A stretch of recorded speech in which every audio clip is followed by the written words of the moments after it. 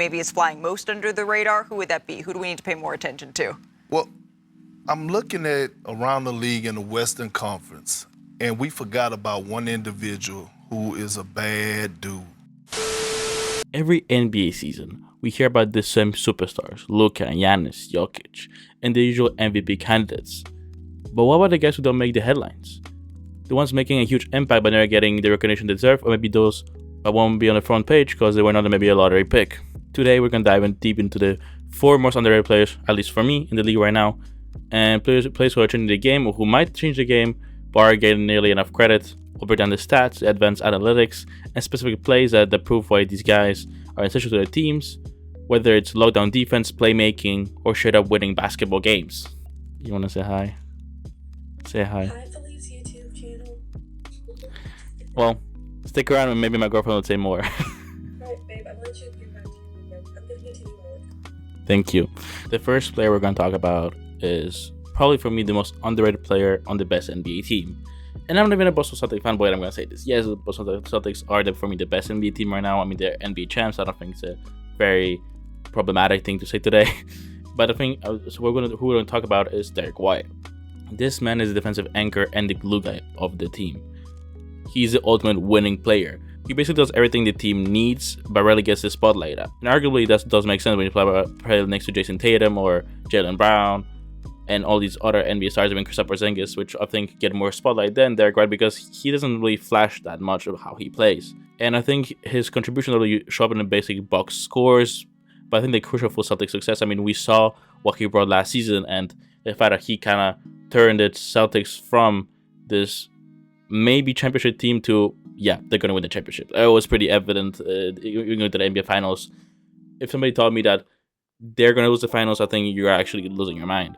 I mean, yeah, the elite perimeter defense of Derek White can be underestimated. He's one of the best defensive guards on the perimeter defense, with his defensive box plus minus being 2+1. He's really regarded as the person who's going to guard the elite scores of the opposing team. And he does average 1.2 blocks per game, which is really surprising for a guard, especially seeing who he often guards, which are often very difficult players to guard.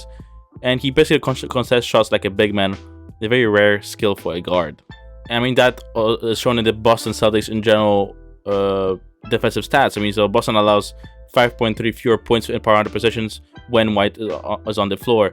He ranks in the 94th percentiles in defensive versatility, which, can be overlooked. Obviously, we saw he could also make clutch shots and playmaking. That obviously he's a usual guard when it comes to that. He's basically those guys can do everything a guard should be able to do. And he's been pretty much, when Boston Celtics went through their injury crisis, well, he was basically the glue, the whole thing together, being always there present. Also being very cheap when it comes to what the Celtics traded for, when it comes to the assets they used to trade them for. And obviously, the Boston Nets rating improves by 8.5 when White is on the floor, that's a pretty much superstar level impact. That is also linked to the fact that Boston Celtics are better than any other NBA team, and basically what they put on the court, they will be scoring a lot of baskets. But that can be underestimated, the fact that he is also part of the starting 5. The second player we're going to talk about is Mobley late in the shot clock and a half. Step on Martin! Oh, goodness! Evan Mobley from the Cleveland Cavaliers. I know I'm not going too risky by taking 2 players from very good teams in the NBA right now, but he truly is a defensive unicorn. I think he's often overlooked when it comes to analyzing Cavs defense because, of course, he plays next to Jared Allen, which I'm not saying he's better than Jared Allen. I'm not saying they have the same impact on the floor and play exactly the same. I'm just saying he could be a future DPOY candidate, and he plays a massive role in Cleveland's success and Cleveland being one of the best defensive teams in this season. And I think obviously he has a huge part in that, especially being a very young star. When I mean a defensive unicorn is offensively, he's still very effective. I mean, we're talking about 16 points per game and also getting 10 rebounds per game. He just is different to the young stars we see today. And of course, his elite defense. I mean, Mobley can pretty much guard 1 through 5. I mean, and this is another overstatement. I think he actually can guard 1 through 5, switch to 2 guards, and protect the paint. I mean, if anyone tells me someone protects better the paint than Evan Mobley, who is not Victor Wembanyama, I think he's actually on crack. The Cavaliers have a top 5 defensive rating this season when Evan Mobley plays, and I think, well, even though that's often also paired with Jared Allen, I think he cannot be underestimated. And I'm not saying anybody says he's a bad player. I think people forget how good of a player he is. I'm especially talking when going to this NBA season where people were surprised Cleveland Cavaliers were so good, which so was I. But I think that wasn't so surprising when it comes to when we look at the players they actually had. Even Mobley, Jared Allen, Garland, Mitchell, they're all elite players nearly. They were all young and probably were going to develop over the next years, which they all did at the same time. But still, I mean, Mitchell was already balling last season.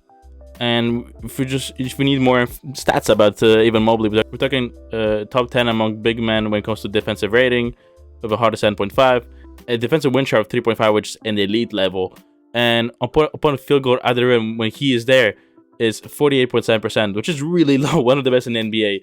That means less than half the shots to go in when he's on the court and it's in the paint, which is ridiculous. And we also talk about the fact that his offense is growing. I mean, his post move, his mid-range, and passing are all improving this season, and I think that's really what pushed the Cleveland Cavaliers to a whole new level. Is the fact that even Mobley developed not only as a defensive player but as this young star who can play both ways.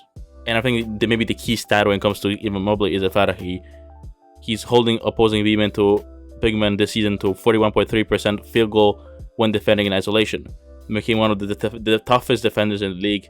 And when you're surrounded by Jared Allen and the other cast of the Cleveland Cavaliers, I think that's where the Cleveland Cavaliers shine so much this season. How each player is so versatile and how they complement each other. The third player, and there's someone who I don't very rarely watch for one reason, because he plays for a shitty team. And I'm sorry if anybody likes the Atlanta Hawks, but you guys suck. I still think he's a breakout star nobody talks about. He has emerged to see one of Atlanta's most impactful players. Yet he's barely mentioned when it comes to the national discussions, especially internationally, because I'm not American and I don't watch American news necessarily always about basketball. And Jalen Johnson's a bit under the radar, honestly. And he wasn't a high-paid draft pick, which makes sense. We talked about it before in the introduction, but yeah. Or a high prospect coming to it, but his rise has been honestly unexpected, at least for me. And he's been really good.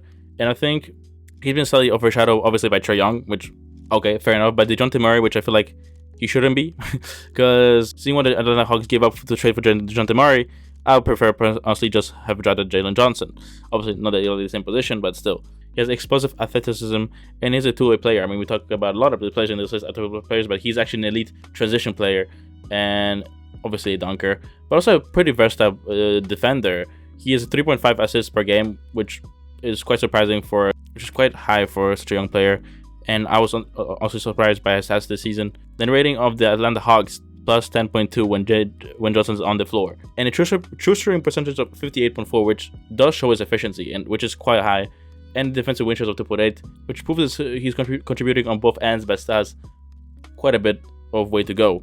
He doesn't always play a lot of minutes, but over the 10-game stretch where he did play 30 plus minutes, the Hawks had a plus 15.6 net rating. I mean, proving his impact on winning, even on the Atlanta Hawks team.